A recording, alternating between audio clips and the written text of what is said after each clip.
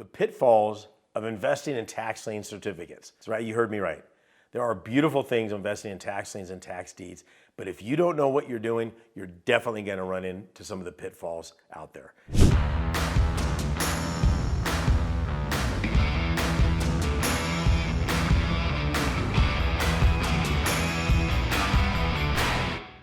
Are there things that can catch you without knowing? Absolutely. You don't want to run into that.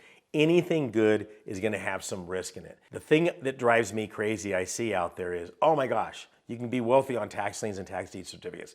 There are so many things that you can do wrong that if you don't look at those, they're going to come up and nip you in the backside eventually. In this video, I'm going to walk through the common mistakes beginning and novice investors make on a regular basis.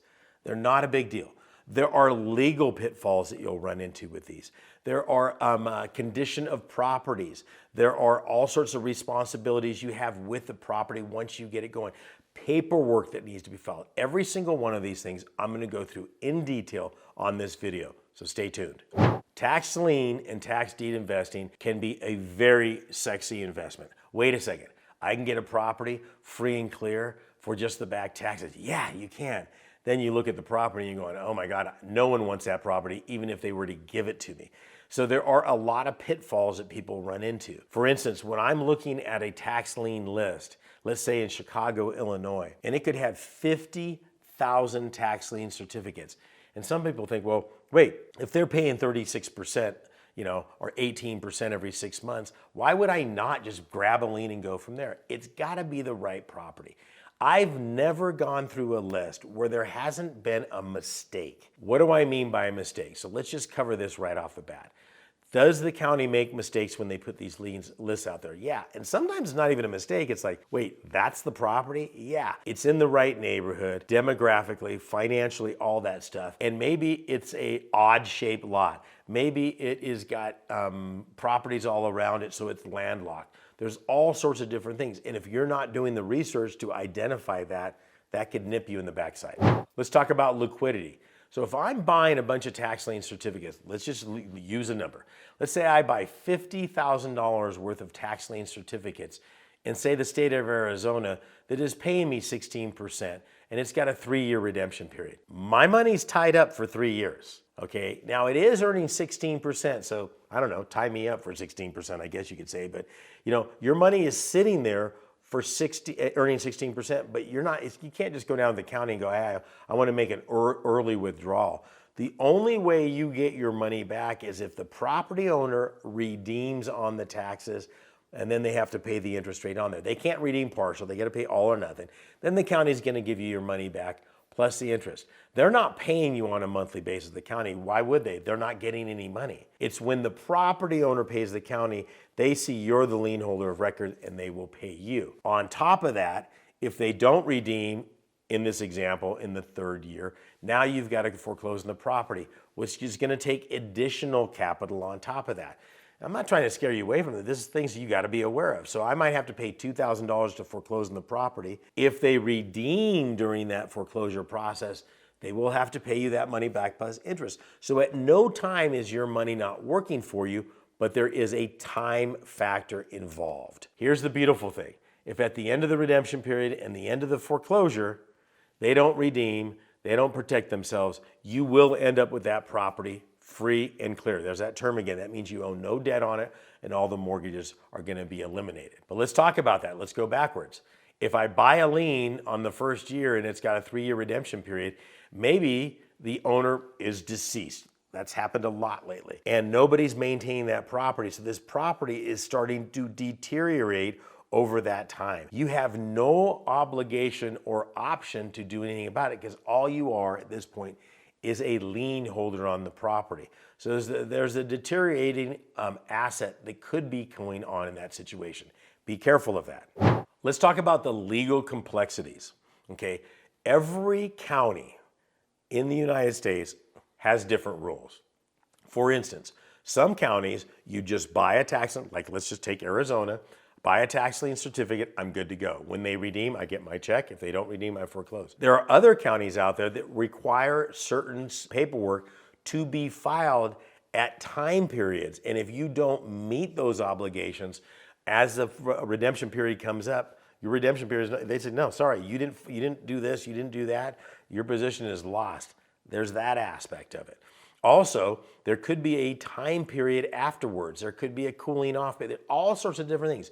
It's important that you understand the legal ramifications of buying a tax lien or deed in that particular area. There's some states out there that say, oh, we'll sell you the deed to the property.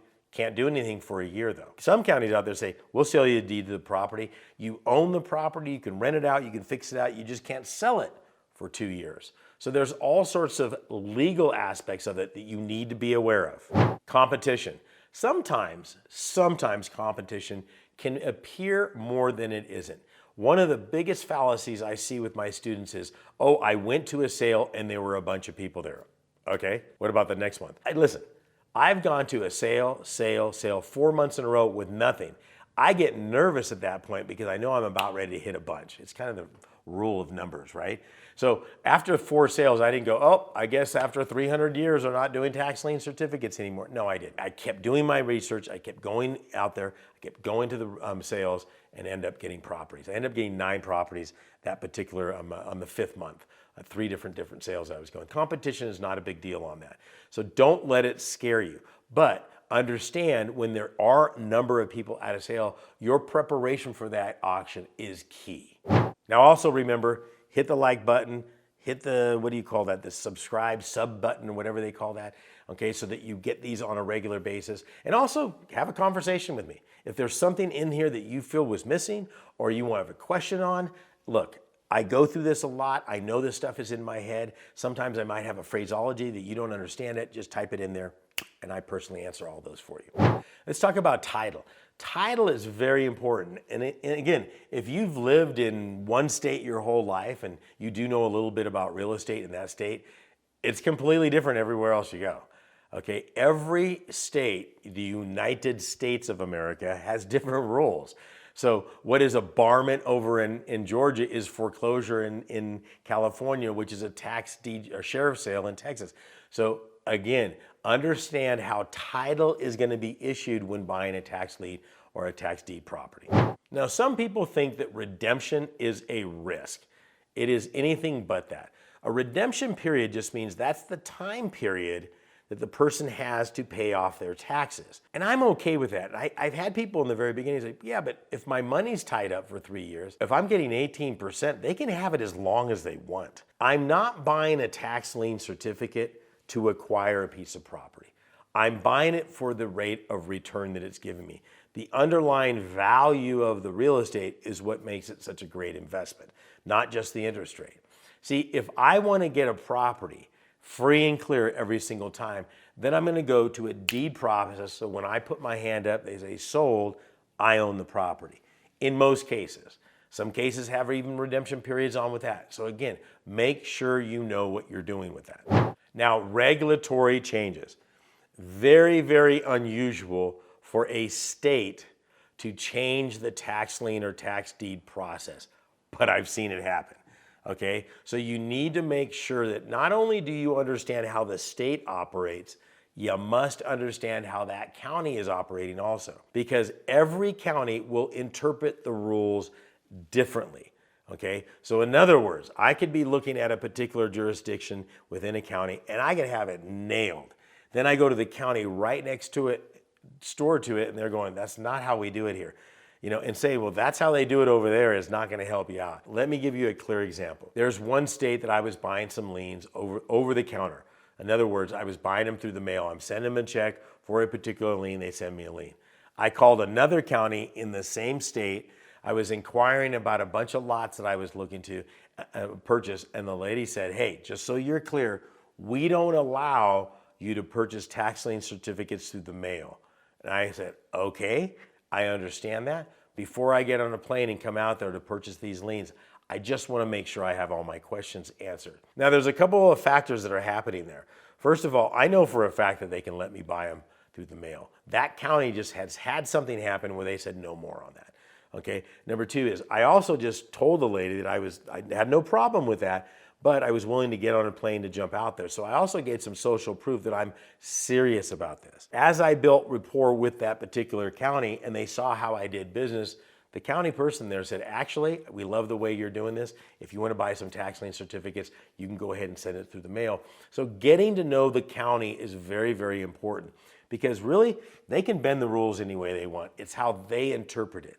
So realize that they're dealing with the public that has to interrupt their day and comes in there. They could be asking them some questions of, hey, can I get a property for back taxes? I just saw Sean's videos online or something like that.